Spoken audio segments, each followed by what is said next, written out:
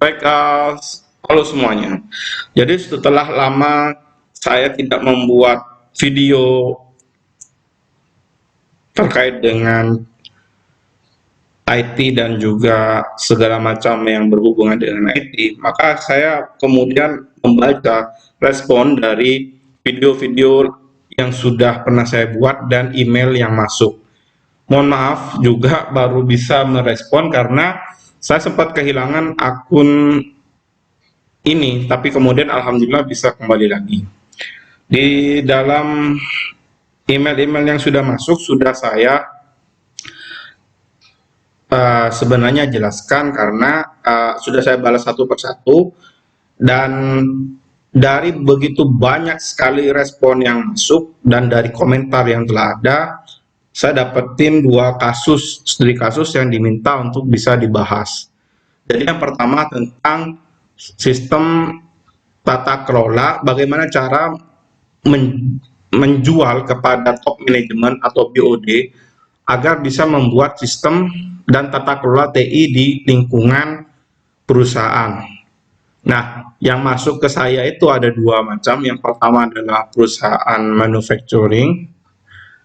Bisa dikatakan manufacturing karena dia mengolah bahan mentah jadi bahan jadi. Yang kedua adalah rumah sakit. Nah, dari dua kasus itu mereka bercerita bahwa sebenarnya mereka telah memiliki sistem dan sudah berjalan.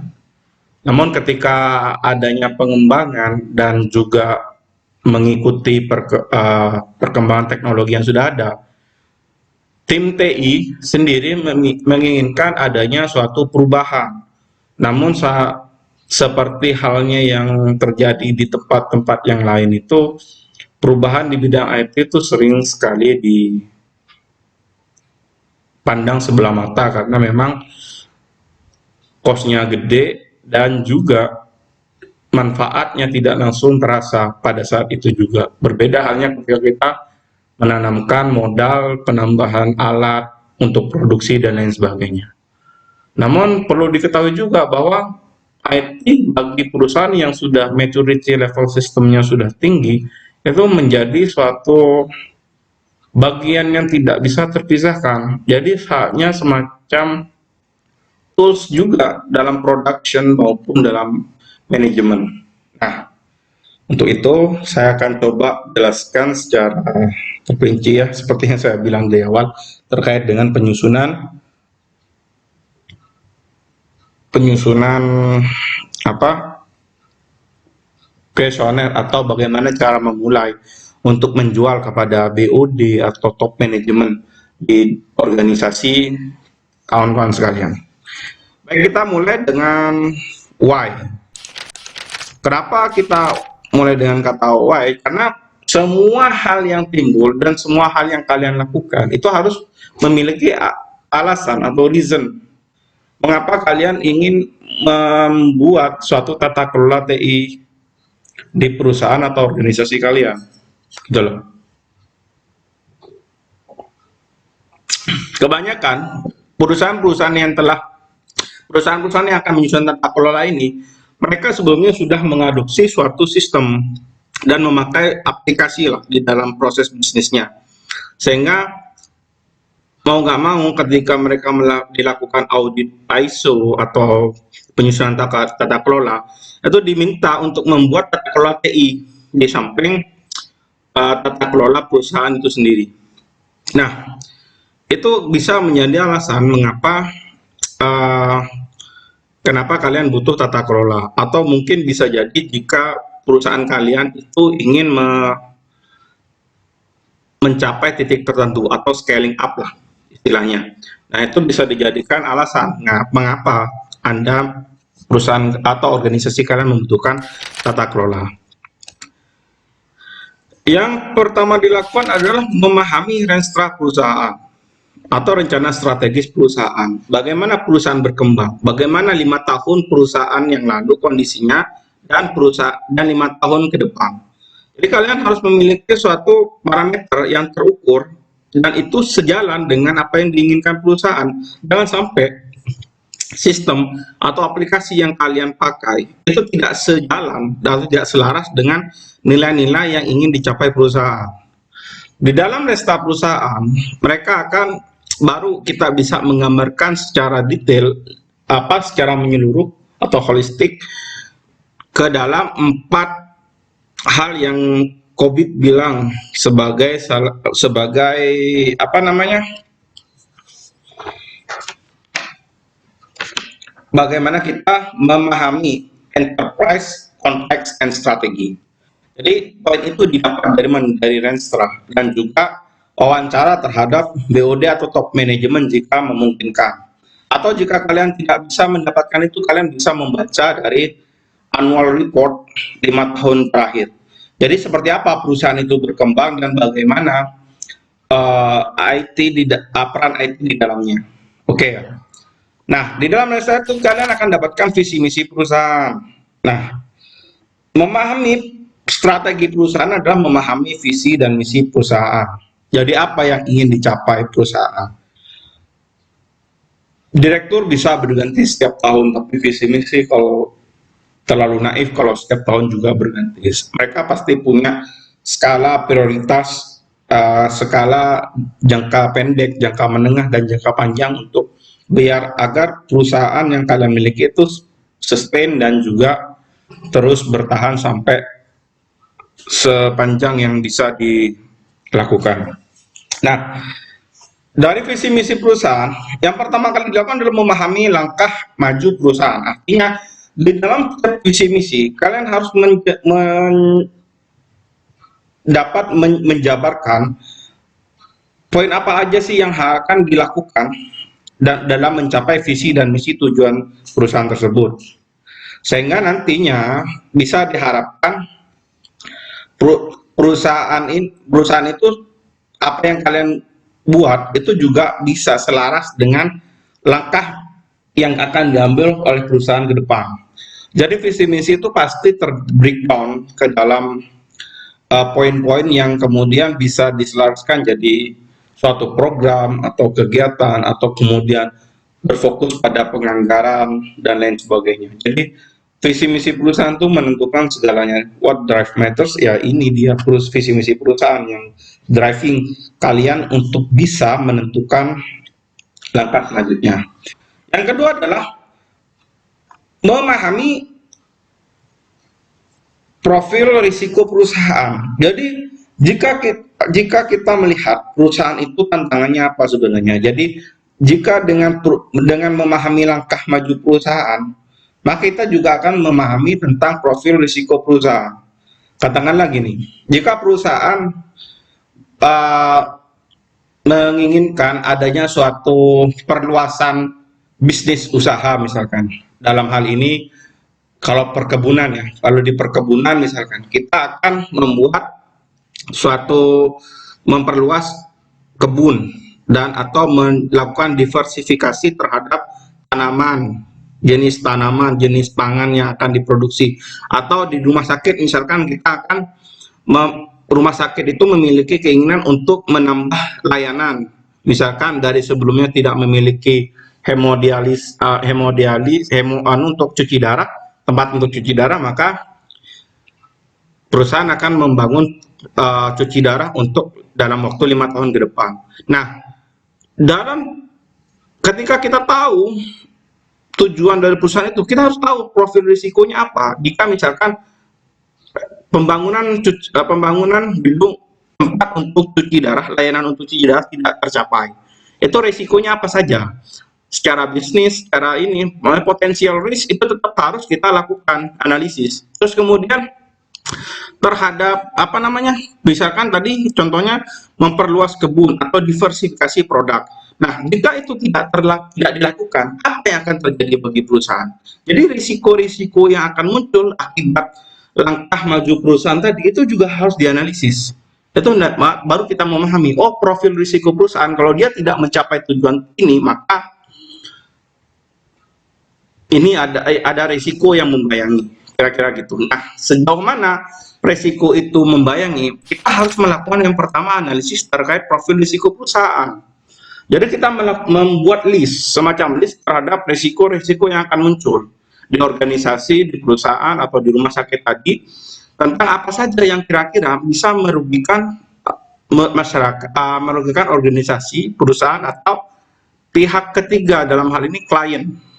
Nah, yang ketiga adalah melakukan asesmen terhadap mitigasi risiko yang dilakukan. Nah, ketika teman-teman sudah memiliki profil risiko yang tadi sudah ditentukan, maka kalian harus mencoba untuk melakukan asesmen. Jadi prioritaskan dari profil risiko. Misalnya ada seabek risiko. Jadi kita contohkan tadi, kalau rumah sakit tadi tidak punya tempat cuci darah, risiko yang akan muncul bahwa masyarakat akan beralih ke rumah sakit yang memiliki cuci darah. Atau yang kedua, kebijakan pemerintah terhadap rumah sakit kalian itu akan berubah. Misalkan kalian tipe B harus punya hemodialisa, kalau enggak kalian akan turun kelas. Atau diversifikasi produk tadi, jika kita misalkan bergantung terus pada sawit, maka lahan sawit yang ada dalam waktu tahun ke tahun itu semakin sempit, maka perusahaan bisa terancam dengan, bahkan kalau bisa menyebutkan kerugian, potensial cost-nya berapa, potensial loss-nya berapa, sorry, itu potensial loss maksudnya. Jadi itu dilakukan, dan itu kemudian dilakukan assessment ke siapa? Bukan kepada kalian tentunya, tapi kepada top manajemen. Karena kita, posisi kalian yang melakukan penelitian ini itu sebagai konsultan, jadi pihak yang melihat dengan kacamata dari luar apa yang terjadi, apa yang kira-kira akan terjadi di masa yang akan datang. Dan prioritas ini nanti ditentukan oleh masing-masing dari minimal kepala divisi, sekretaris perusahaan, dan bahkan direktur. Itu yang akan menentukan profil risiko yang akan dihadapi perusahaan. Dan ini akan berkaitan dengan poin yang ada di dalam COVID, yakni manage risk. Itu akan dilakukan asesmen di dalam situ. Dan itu sudah kalian harus bisa lakukan di awal ketika kalian melakukan pemetaan terhadap profil risiko perusahaan. Lalu yang keempat adalah memahami isu yang berkaitan dengan TI di bidang sejenis. Jadi kita melihat atau membandingkan antara organisasi kita dengan organisasi yang lain yang setipe, yang telah memiliki kemajuan teknologi yang sama. Contohnya misalkan di perkebunan sawit. Kalau kalian memang salah satu perusahaan atau organisasi yang top leader di Indonesia, top 9 di masyarakat, maka kalian harus berkaca pada perusahaan di luar sana, di luar negeri, yang juga sama penghasil sawit. Seperti apa mereka mengambil TI. Dan bagi rumah sakit, silahkan kalian melakukan riset atau mencari tahu dari jurnal, dari berita tentang bagaimana rumah sakit yang ada di dan satu tipe dengan kalian atau bahkan lebih tinggi itu mengimplementasikan TI di dalam proses bisnisnya. Baru setelah itu kita menentukan cakupan penelitian apa yang akan dilakukan. Jadi misalkan nih, dari semua proses itu kita akan menentukan bahwa kita akan membuat tata kelola TI di organisasi atau perusahaan A atau rumah sakit A. Kenapa? Karena adanya suatu permasalahan tadi. Jadi dari semua irisan hal yang telah kita lakukan, analisis visi misi, Renstra, visi misi, profil risiko, dan kemudian IT, maka kita menentukan cakupan penelitian kita di mana nih. Benar kita akan membuat tata kelola TI, tapi sejauh mana? Misalkan kita, di suatu perusahaan atau organisasi sawit tadi, kita baru akan menggunakan aplikasi di sisi on farm, maka yang dianalisis adalah orang-orang atau divisi-divisi yang terkait dengan on farm tadi. Jadi untuk off farm tidak dilibatkan, misalkan seperti itu. Atau di rumah sakit, apakah SIM RS itu telah mencakup semua? Jika mencakup semua, maka semua dilibatkan. Jika tidak, ada hal-hal yang tidak dicakup, yang tidak dilibatkan, maka tidak perlu dilibatkan, gitu loh. Itu adalah menentukan cakupan penelitian. Lalu yang Terakhir adalah bagaimana mengimplementasi ini semua menjadi satu faktor. Nah, ada 7 langkah di COVID itu untuk melihat sejauh mana kita bersiap untuk bisa menyusun tata kelola yang kita inginkan.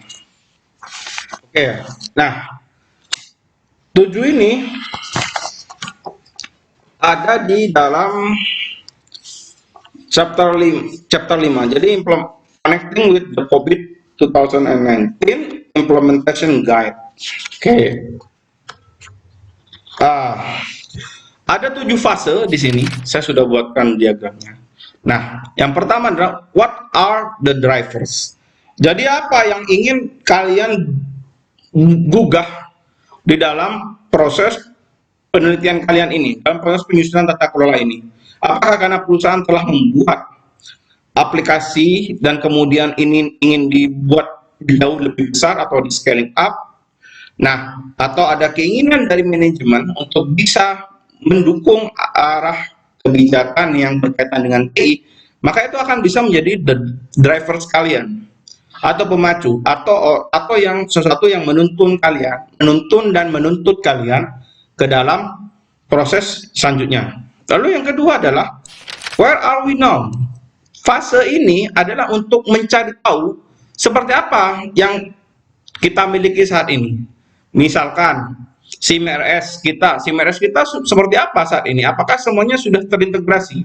Apakah semuanya sudah bridging? Atau di aplikasi SIM perkebunan kalian? Apakah semua bagian yang ada di dalam on-farm sudah mencapai itu semua? Sudah di step mana penelitian kalian? Nah, terus fase ketiga adalah kita mengetahui apa yang akan kita ingin capai. Jadi misalkan nih di dalam manage data atau data management, apakah data yang sudah kalian simpan di dalam aplikasi itu telah terjaga keamanannya?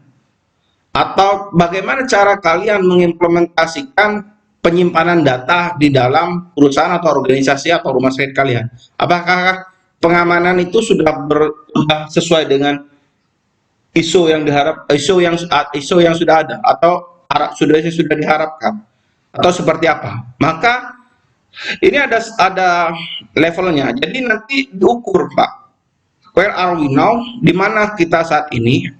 Dari 0 sampai 4, di mana setiap angka itu memiliki arti. 0 itu ada masih belum implementasi, ada di fase sebagian kecil telah mengimplementasi, sebagian besar telah mengimplementasi, dan secara keseluruhan telah mengimplementasi. Nah, itu akan dijelaskan di video selanjutnya untuk terkait dengan penjelasan level maturity level sistem di dalam COVID 2019. Nah, where do we want to be? Where do we want to be? Ini berarti kita mau kemana arahnya? Ketika kita melihat saat ini kita berada di step 0 misalkan, setelah kita melakukan self assessment, maka kita ingin menuju ke 4. Nah, itu 4 itu adalah patokan yang akan ingin kita tuju. Misalkan tadi kita sebutkan tadi ada 4 yang kita sekarang ada di 0, terus yang ingin kita tuju ada di 4. Nah, maka what needs to be done? Artinya analisis kesenjangan atau gap analysis antara where are we now dan where do we want to be itu dilakukan di 4. Jadi kita melihat menganalisis kira-kira konsepnya nanti untuk naik dari level 0 yang basically passive, artinya masih sebagian kecil dilaksanakan, sampai ke 4, level 4, di mana 4 itu sudah fully active, artinya sudah terimplementasi dengan baik. Maka apa yang harus dilakukan? Maka apa yang harus dilakukan? Nah, itu ada di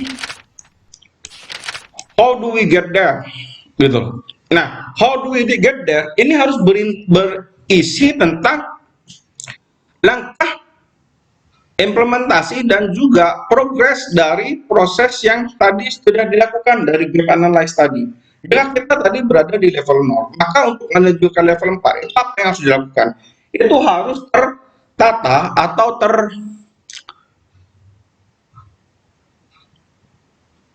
terjelaskan dengan detail. Jadi apa yang akan kita lakukan, berapa lama yang akan dilakukan, berapa biaya yang dibutuhkan. Atau misalkan kita akan manage data. Selain data, apa yang dibutuhkan? Misalkan SDM yang mumpuni dan mengerti tentang proses manajemen data. Maka skill apa yang dibutuhkan? Kalau belum ada di yang sekarang, maka Anda bisa melakukan analisis terhadap pelatihan apa yang dibutuhkan oleh SDM Anda di organisasi atau perusahaan atau rumah sakit Anda untuk bisa memiliki keahlian yang diinginkan. Terus berapa lama kalian bisa mewujudkan itu? Maka itu semua step by step, what needs to be done, itu harus digambarkan secara detail. Terus kemudian, did we get there? Ini adalah melihat dari fokus dari perusahaan. Jadi selama proses implementasi dari proses untuk menutupi gap analysis dari status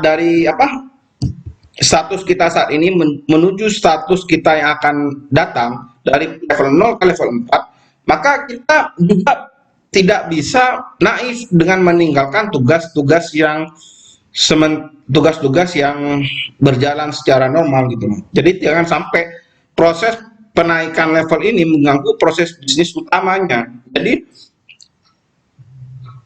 kita tetap berfokus pada pekerjaan utama kita.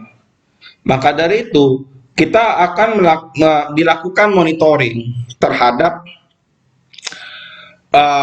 pencapaian masing-masing. Jadi setelah kita tentukan tadi misalkan kita SDM butuh SDM yang mengerti suatu konsep A. Maka untuk mengerti konsep A itu dibutuhkan biaya sekian untuk pelatihan. Berapa lama pelatihannya? Pelatihan selama 6 bulan misalkan. Nah, ini akan dievaluasi, did we get there? Apakah kita sudah benar-benar menjalankan ini semua? Jadi nanti akan ada matriks atau tabulasi untuk mengukur performance yang diharapkan dengan realisasi yang dijalankan. Jadi nanti kita melihat progres kita, sejauh mana ini berjalan. Terus kemudian yang ketujuh adalah how do we keep the momentum going? Nah, ini penting nggak? Ini juga paling penting. Bagaimana kita menentukan prioritas daripada perubahan yang ingin dilakukan? Kenapa? Karena bisa jadi Pak, perubahan yang ingin kalian lakukan atau yang ingin kalian kerjakan itu adalah perubahan yang dilakukan ketika direkturnya adalah direktur saat ini. Bisa jadi direktur setahun ke depan berubah, sementara perubahan yang diinginkan di dalam tata kelola belum selesai dilaksanakan. Maka yang perlu kalian lakukan adalah membuat SOP atau membuat suatu rancangan, entah itu nanti bentuknya aturan dan lain sebagainya, sehingga diusulkan untuk ditetapkan agar semua progres yang kalian lakukan di awal itu tetap berjalan sesuai dengan perencanaan. Jadi nggak hanya tergantung pada satu pimpinan saja, satu dua pimpinan orang saja. Jadi berapa kali pun pergantian pimpinan di lingkungan kerja kalian itu tidak akan mempengaruhi sama sekali terhadap pekerjaan kalian dalam melakukan implementasi tata kelola ini. Jadi itu yang harus diingat. Untuk pengukuran dan levelnya kita akan jelaskan lebih lanjut. Jika ada pertanyaan silahkan kirim email ke email akun ini ya. Oke, terima kasih.